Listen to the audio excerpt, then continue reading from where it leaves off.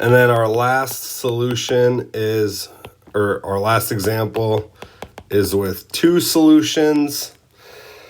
So if I take the triangle A, B, C, I've got side A equal to 40 degrees.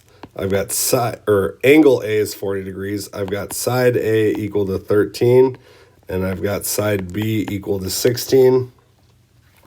One way I could draw it is to look something like this, where again, this is 40 degrees, B, C, A equals 13, B equals 16. So I could use my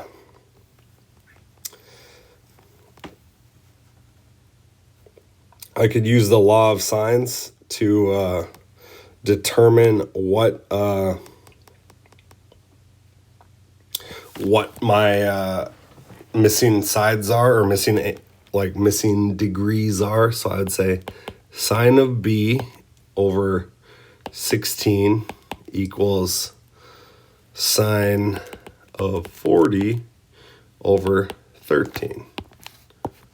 So when I cross multiply, I end up getting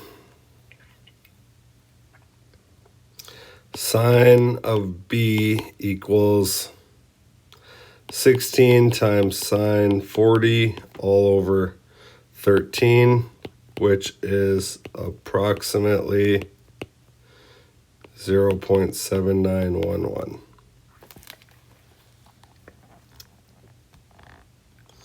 Now, I could also technically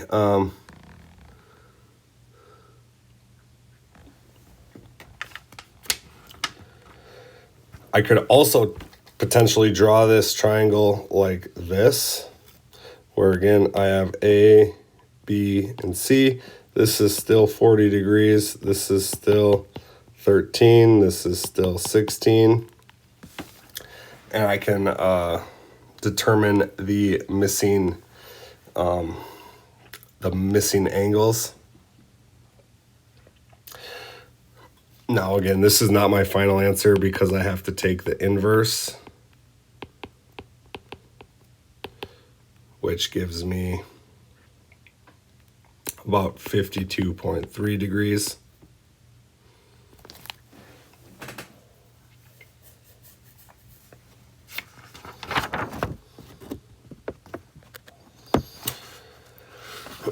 Okay, so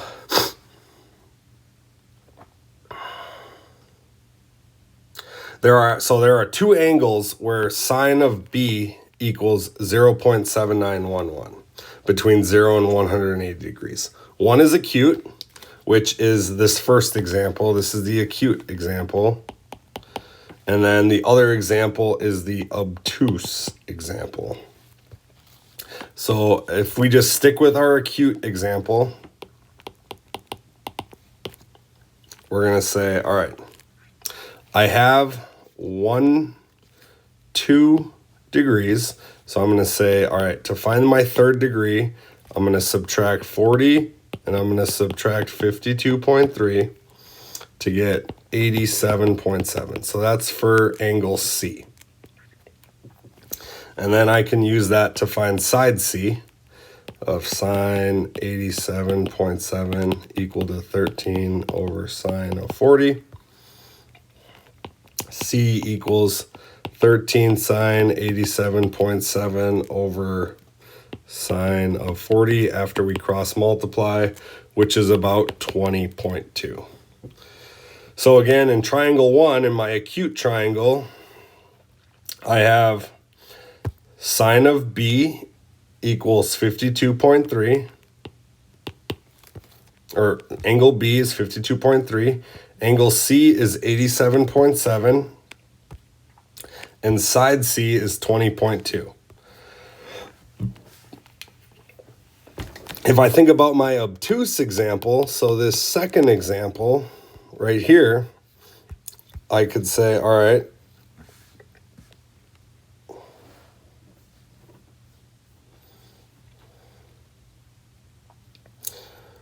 if I think about the obtuse angle having as a reference angle, so its measure is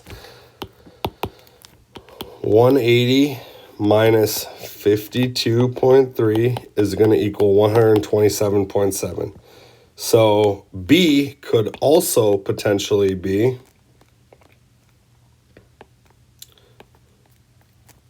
127.7 degrees. So if I factor that in, I would say, all right, well, if that's angle B, then I need to figure out what C is. So I'm going to take 180 minus 127.7, which equals 12.3. So here's one of my answers. Here's my second answer for C. And then my third answer, again, C over sine of 12.3 equals 13 over sine 40.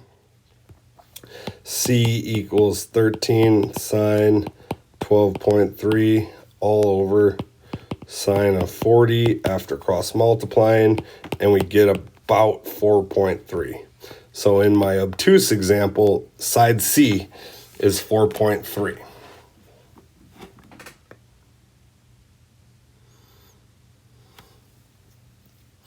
So in these weird examples where we have angle, side, angle, again, you need to account for the fact, or side angle, that there potentially is two answers to this type of problem.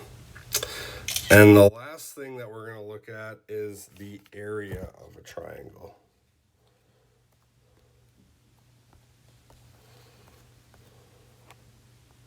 So if I look at the area of a triangle, and then we're going to use, so again, you can use the law of sines to find the area of a triangle, which is actually really, really useful.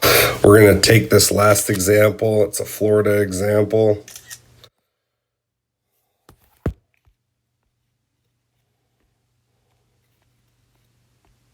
We'll keep the bird in there.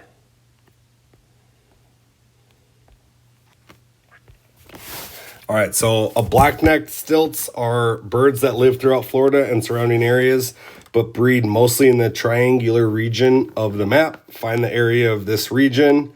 The area of this region, so again, area equals, if I'm using the laws above, I'm going to say 1/2 BC times sine of A. So again, what do you notice? We use sides BC with sine of A.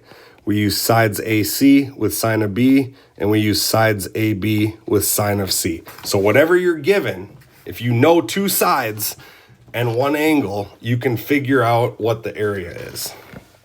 So in this example, I'm going to say, all right, area equals 1/2 BC sine A. I already wrote that.